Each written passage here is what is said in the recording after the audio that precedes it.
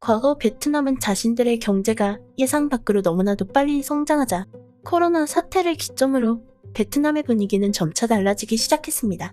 베트남 내부의 분위기가 한국을 손절하자는 분위기로 바뀌게 된 것인데요. 베트남의 입장에서는 현재 자신들의 성장률, 자신들의 GDP가 계속 우상향하고 있던 당시 자신들의 성장이 가파를 때 자신들에게 가장 큰 영향력을 끼치던 한국을 떨쳐내고 싶었던 것입니다. 당시 베트남 내부에서는 한국을 손절해야 한다는 분위기로 바뀌게 되었는데요. 베트남은 자신들의 그 엄청난 성장률이 어디에서 오는지에 대해 자세히 알아볼 생각은 없었나 봅니다. 이렇게 베트남은 한국 기업들의 차별적인 정책들을 내세웠고, 베트남의 이러한 정책들은 베트남에 자리 잡은 우리나라 기업들의 이탈로 이어지기에 충분했습니다. 그리고 베트남은 우리나라 기업들이 이탈하기 시작한 지금 뒤늦게 자신들의 경제 성장률이 급락하고 베트남에 유치된 해외 자본들이 급속도로 이탈하기 시작하자 우리나라 기업들을 초청하고 우리나라에 직접 방한단을 꾸려 찾아오는 등 이제서야 외양간을 고치려고 안간힘을 쓰고 있는 모습을 보여주고 있는 상황입니다. 베트남이 다시 우리나라에 애원하며 투자를 해달라고 부탁하고 있는 지금 당연하게도 베트남의 이러한 모습에 다시 베트남으로의 재투자를 결정지은 한국 기업들은 없었는데요. 신뢰는 사람과의 관계에도 중요하지만 그 사람들이 모여 이룬 단체라고 볼 수 있는 기업은 무엇보다 경제적 이익을 위해 움직이는 단체이기 때문에 베트남이 앞서 보여줬던 공산당 스타일의 정책들, 혜택 할취 등은 기업들의 입장에서 생산 안정성에 엄청난 리스크를 발견한 것으로 그들이 다시 진흙탕 속으로 들어가기를 기대하기는 힘들 것입니다.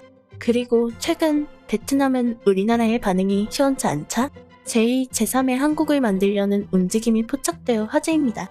베트남은 현재 중국이나 일본과 같이 우리나라와 일종의 경쟁 상대에 있는 국가들과 접촉해 그들의 투자를 받기 위해 동분서주에 노력하고 있던 것인데요. 실제로 지난 한 달 사이 베트남은 중국과 일본을 가리지 않고 정상회담을 진행하고 있습니다. 그런데 최근 이렇게 한국을 잃게 된 베트남이 중국과 새로운 협약을 맺으며 접촉 중 연이은 뒤통수를 맞으며 제2의 한국을 만들기 위한 노력들이 완전히 물거품이 된 상황이라고 하는데요. 심지어는 중국의 이번 뒤통수로 인해 베트남이 파산을 할 수도 있다는 전문가들의 분석 역시 쏟아지고 있었습니다. 해당 소식에 대해 자세하게 설명해 드리도록 하겠습니다.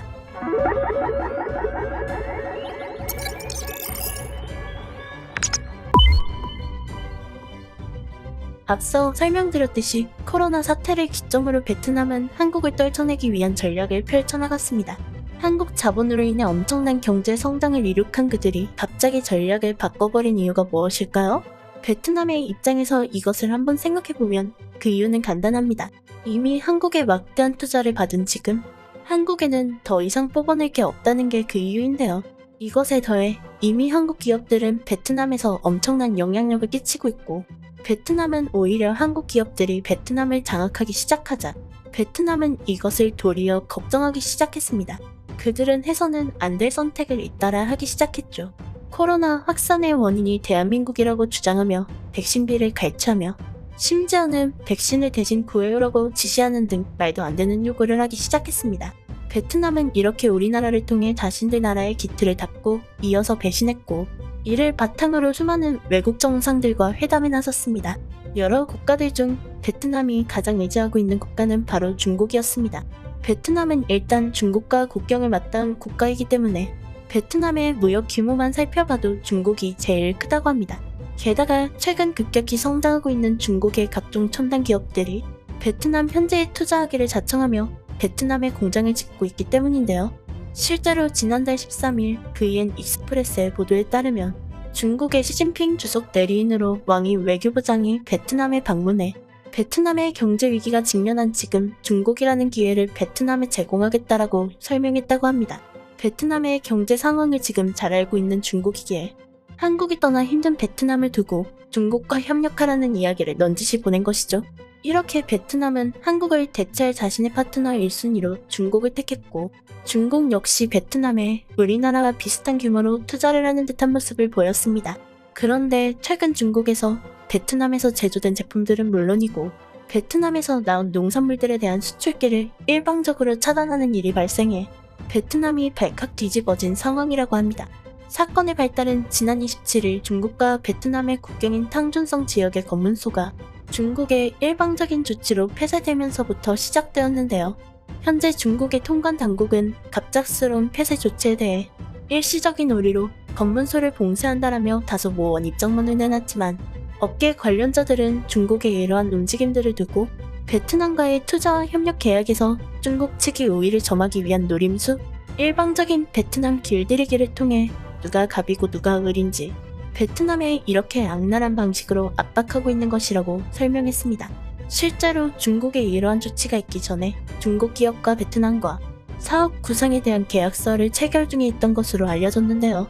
중국의 화웨이가 선전에 설립한 중국의 1위 반도체 제조사인 하이실리콘은 앞서 중국의 베트남 국경 봉쇄가 있기 일주일 전인 지난 20일부터 대규모 투자 구상에 나선 것으로 밝혀졌고, 예상보다 베트남과 중국의 투자 협약이 길어지는 도중 갑작스럽게 중국이 베트남에 대한 국경 봉쇄에 대한 소식이 터져버린 것입니다.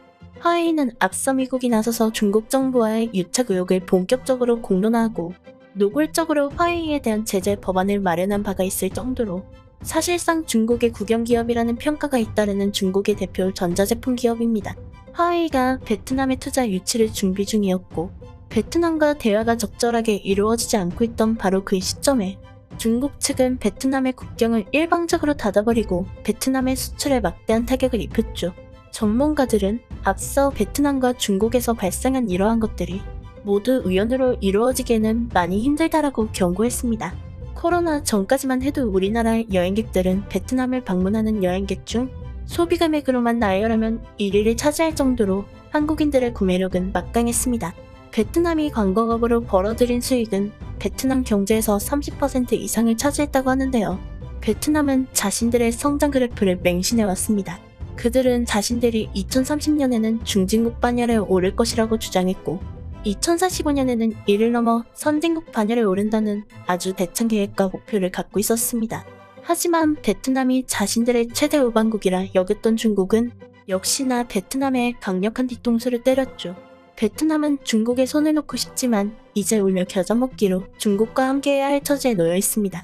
조만간 베트남이 중국의 속국이 된다는 소식이 들려오진 않을까 우려된다는 점을 알리며 오늘 영상은 여기서 마무리하도록 하겠습니다. 시청자 여러분들은 해당 소식에 대해 어떻게 생각하시나요? 여러분들의 의견을 영상 하단에 위치한 댓글란에 자유롭게 남겨주세요. 제가 준비한 소식이 유익하셨다면 구독과 좋아요 한 번씩 꼭 부탁드립니다. 여러분들의 구독과 좋아요는 영상 제작에 있어 큰 힘이 됩니다.